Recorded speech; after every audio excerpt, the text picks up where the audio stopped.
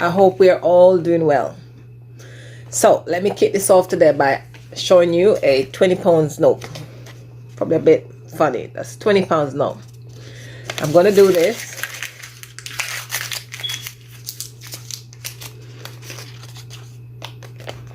It's still a 20 pound note. I'm going to do this.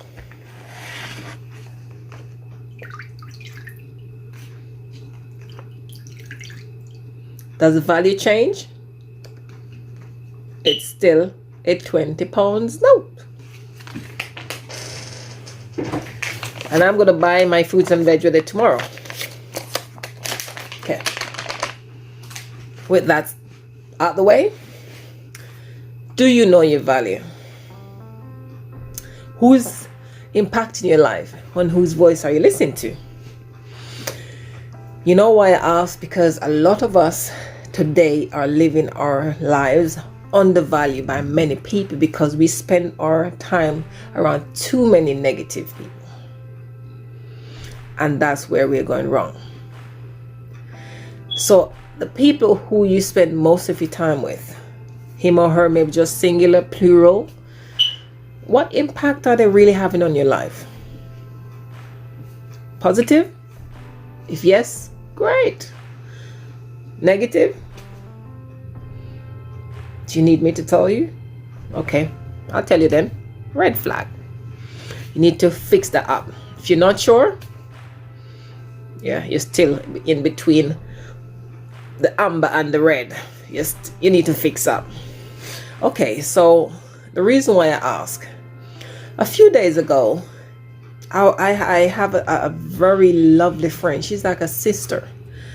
And I was a bit concerned about her. And I was just reflecting on some things. And some of the things I looked at with her, she does have a very good job.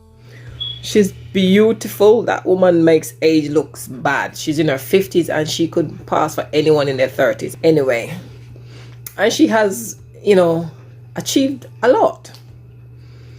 And I always compliment her. But there's always one part of her life that I just can't. I just don't get it. Her choice. Sorry, I'm talking foolishness now. For men, relationship wise, just don't cut it. You have to respect your friends, right? So there are certain boundaries you really won't cross. And even if you think something, if you're brave enough to ask, then hey, that's not very often. But I'm a straight up person. I say it as it is. And if you don't like it, tough. As long as I'm not being disrespectful, I'm telling you the truth. And that's it. When you get over it, you know where to find me. That's me. So because my friend knows I'm like that, I don't beat around the bush. I couldn't help but to ask her one day. And we were talking and I was just bugged. I just couldn't keep talking to her, and not wanting to ask a question. And I just came out and asked her. And I said to her, look, I'm not really getting into your business, but I'm your friend and I love you like a sister. And I respect you and you've done so well for yourself, but I can't help to think that your choice when it comes to relationship is just really off. Why? And she, when we're trying to avoid talking about something, we start coming up with some stupid things. And I was like, listen, don't play with me. I ain't playing. If you don't want to talk, just say you don't want to talk, but don't tell me all this foolishness. So she still tried to get out of it. Excuse me, fiddling around. And I listened to her and I tried to put some positive into the conversation. And I got to the point where I said to her, look, we're both from the Caribbean. And I really don't think that you can tell me anything right now that will surprise me. And I would dare you to try. She kind of trickled a bit. But then the trickle sounded like there's some emotional stuff coming on. As usual, I always give her time to speak and listen to her. And I realized her voice was cracking, and my voice is sort of going that way as well. But her voice was changing, and I knew something was bothering her. Until I realized she was crying. And I went, oh, here it goes.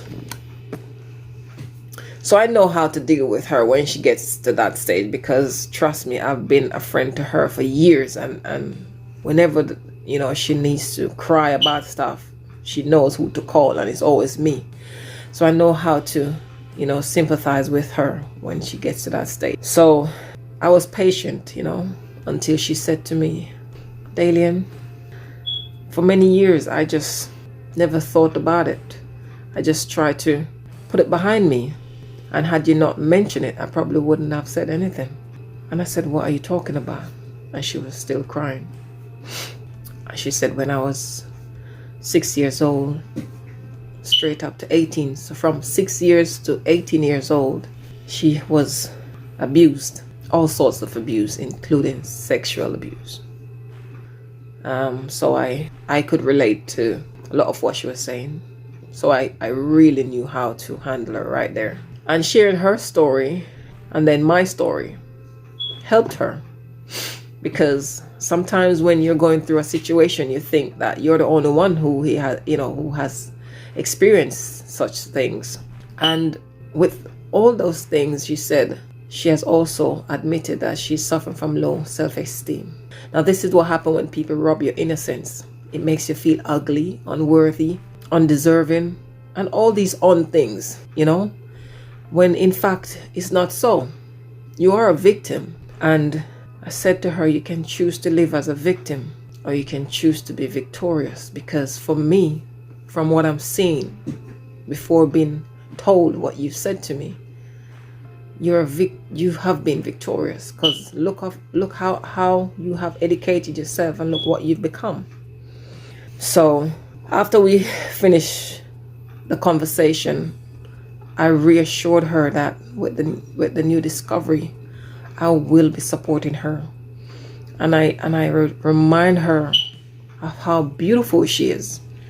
I told her how beautiful she is, and I told her some very important facts about what I know about her. And I vowed with her that you ain't gonna live the rest of your life feeling like you don't deserve the best.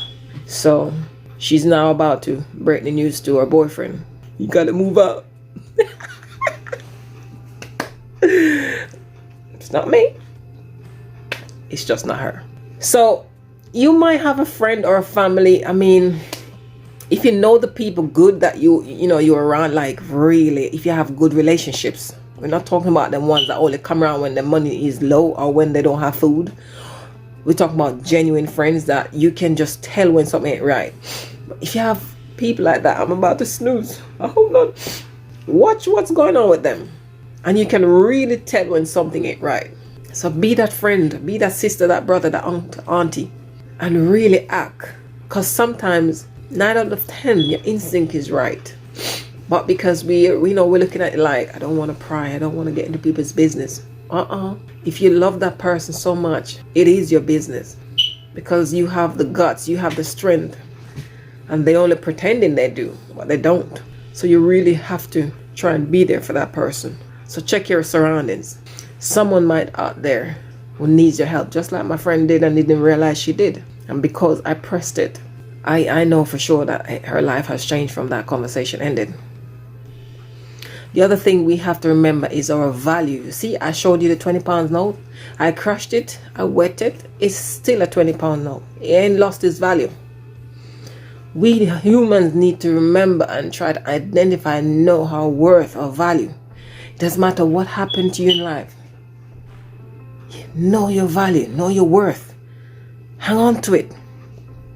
Don't let people, as Les Brown would put it, others' opinion of you does not have to become your reality. Now that's me out today. It's a bit long, but hey, I hope somebody gets something from this. Just remember, guys, look out for someone, because we can't live for ourselves alone. Love you always. Love you always. Love you always.